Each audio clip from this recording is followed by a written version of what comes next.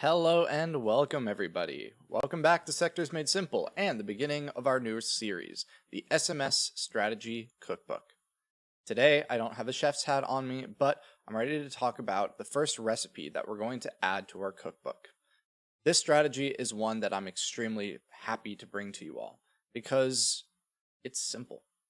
While we will cover more advanced strategies in this series that will take a little bit more effort on our parts, the strategy that we're going to talk about today is as easy as the strategies that we've talked about in past webinars.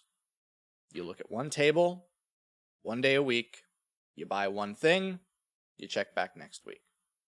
But using a little bit more analysis and a lot more resources that we have available to us, we've found some incredible strategies, and today is the first offering that I have for you all.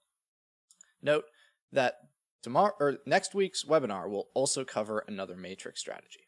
So today we will cover a momentum strategy. Next week we will cover another one as well. So if you're watching this recorded, I do recommend that you take a look at this one and next week's as well, because they're both going to be very similar strategies that look at the same information and try and accomplish the same goals. Today's is just going to be a little bit simpler to use. So here's the steps for this strategy. It was requested that I give you step 1, step 2, step 3. Here it is. This strategy, much like the other matrix strategies, trades on Thursdays during the trading day. It uses Wednesday's data. So if you look during the trading day on Thursday, the matrix has not updated yet. It updates after the market closes. So if you're looking during the day on Thursday, you're using Wednesday's matrix. The results for backtesting use the close prices for each day. If what you are worried about is getting as close to those backtested results as possible, that would say trade closer to the end of the day. On Thursdays, the table that we're going to use, the thing we're going to use on the matrix, is going to be 2-week momentum. We will sort the momentum table by highest X count, and we will look at sectors who have X count momentums of 5 or more. That's the first difference that a lot of people will notice. The second one is step 5. Once we've seen all of the sectors that have X count momentums of 5 or more, buy the top 2. And if there's a tie for second place, take the one that has the highest total count on the matrix. I've backtested it using total count as the tiebreaker. I have no data to show that positive trend momentum as a tiebreaker doesn't work. I can't think of a reason why it wouldn't work. All I'm going to say is I can't test that, but there's no reason why you couldn't use that as a tiebreaker. If we think about why that would work, it works. You want the thing that is gaining strength short term, and if short term's the same, how about long term? It's the thought behind it makes sense. Where we can't really go further though is showing numbers to say this is what it would be with positive trend momentum as the tiebreaker. Here's what it would be without it. The other thing that can be customized with this strategy is the 2 sectors part, because that's probably the thing that you noticed. Sure, it was maybe total count as the tiebreaker, but you also probably noticed that this strategy trades 2 sectors every week. Why? That makes it harder to use. It makes less sense to use. The reason is consistency. Ask any investor, what is the easiest way to reduce risk? They're going to tell you, don't put all your eggs in one basket. Don't buy 100% of your portfolio in a single thing. Usually they'll say that in terms of a portfolio. It applies to a strategy as well. If what we are looking for is a consistent, strong strategy, an easy way that we can do that is by buying more than one sector per week if more than one sector has what we want. Before I go into how we would do that, let me quickly go over to the matrix and let's do this strategy for ourselves so that we can see step by step what it would be.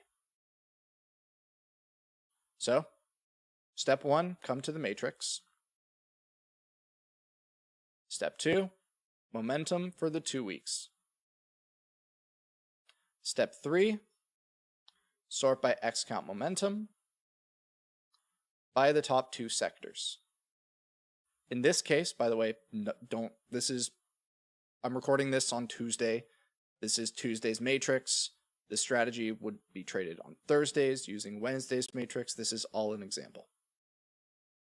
But now, the next step, buy the top 2 sectors. First place is obvious, 7. Second place, we have a tie between technology and materials. Let's say we wanted to use positive trend momentum to break the tie. We would choose technology. Let's say we wanted to use the matrix to break a tie. We would still choose technology. So in this case, what you would buy for the week is energy and technology. But how do you buy 2 sectors? Well, let's pretend that we have $1,000 for trading. Just because it says buy 2 sectors does not mean if we have a momentum that looks like this, where there's only one sector that has more than 5, we would do nothing. If we only have one sector, we would just buy that sector. If we had 2 sectors, we would split our investment into 50-50 for both sectors. Next week, when we need to rebalance, if we have 2 brand new sectors, we'd sell off the old ones and buy the new ones. If one sector stayed the same, we would just hold that sector, we wouldn't sell it and buy it again. We would just sell off the old ETF and buy the new one. It's pretty straightforward. So the difference between 1 and 2 sectors hopefully is a learning curve that is not too bad to pick up. But if it is, if that's more than you want to think about, or if this is your first strategy using the matrix, do you have to actually buy 2 sectors? Usual reminder, no, you never have to do anything. This is all just an opinion. Strategies are an opinion. That's not the answer you're probably looking for, though. The answer you're probably looking for is no. You don't have to buy 2 sectors. And this is where that 2-star for customizability comes from. You can choose if you only want to buy the top sector, or you can choose to buy the 2 sectors. How does that affect the performance? Let's go and take a look. What I've done, and I will show you an example of it really quickly. If this is the kind of thing you're interested in, you can always do this for yourself as well. I highly recommend it. If you're going to be customizing a strategy, backtest it. We give you the backtesting engine that we use. Use it. It's included. We're going to run our strategy from the beginning of January. We're going to buy, we'll say, the top 2 sectors. We're going to rebalance once every week. We're going to look at X count momentum of 5 or more for the 2-week momentum. And to break our tie, we're going to use total count.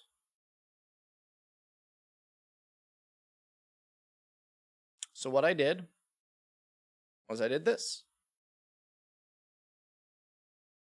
I ran a backtest. I went here to export, download as CSV. And then I put it into a spreadsheet. And it looked a little something like this.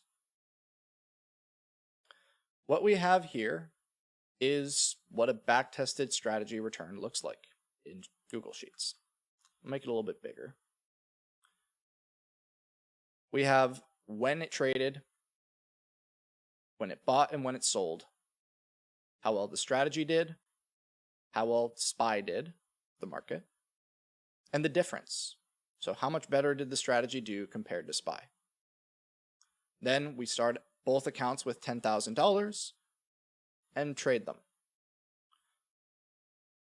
As you see, any week that has this little bar in the middle, you'll see 2 ETFs. That week, it bought 2 ETFs. So what it did here was it bought energy and industrials. The next week, it still held energy, so it sold industrials and bought financials.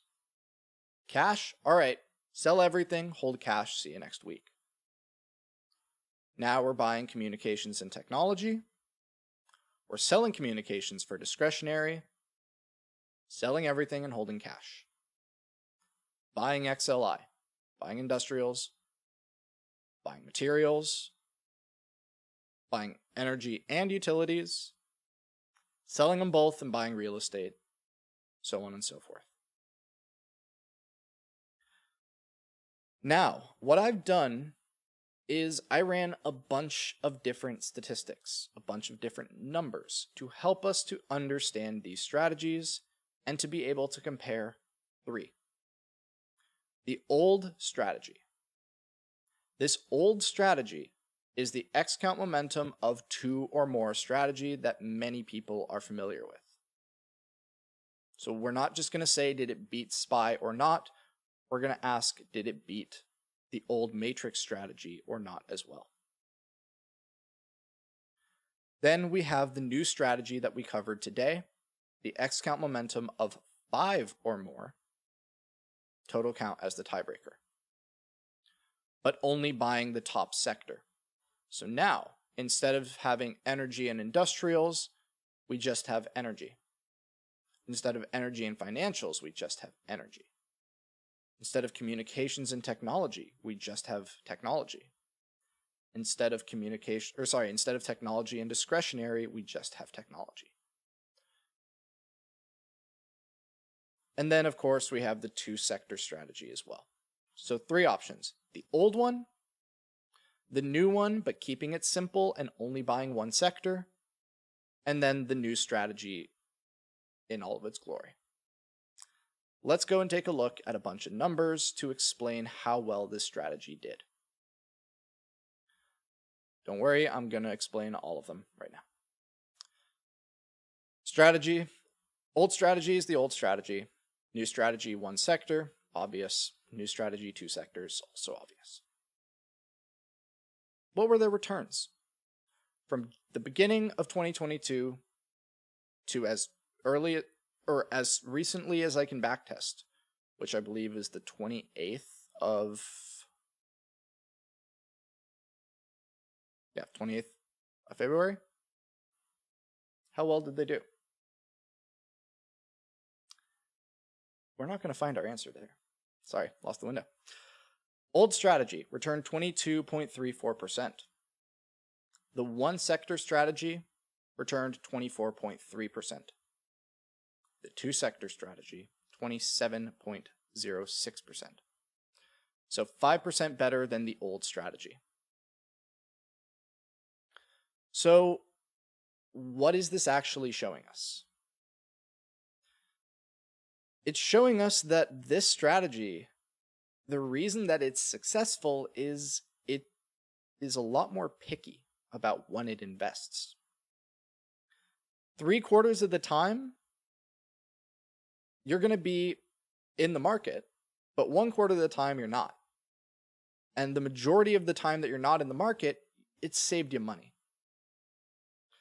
Now, had we invested in the original strategy, we would have made less overall return because we had only 2 more weeks of positive gains, but 10 more weeks of losses than had we just avoiding investing for 15 weeks. Because the old strategy only had a 50% win-loss. Half the time it made profit, half the time it lost. Compared to 56.8% for the 1 sector, 61.4% for the 2 sector. So what we've learned here is that we can use new tools, new methods of analysis to find strategies that not only provide better returns, but offer more consistency as well. The strategy that we talked about today performs the best when purchasing the 2 sectors. Also, I've only been able to backtest total count as a tiebreaker, but there's no reason why the strategy couldn't be tested using fake money portfolios with positive trend momentum as a tiebreaker. Now, comparing the 2 sectors to the 1 sector, you can still just buy the top sector using this strategy, and that still provides more consistent returns. Higher returns, more consistent returns than the older matrix strategy.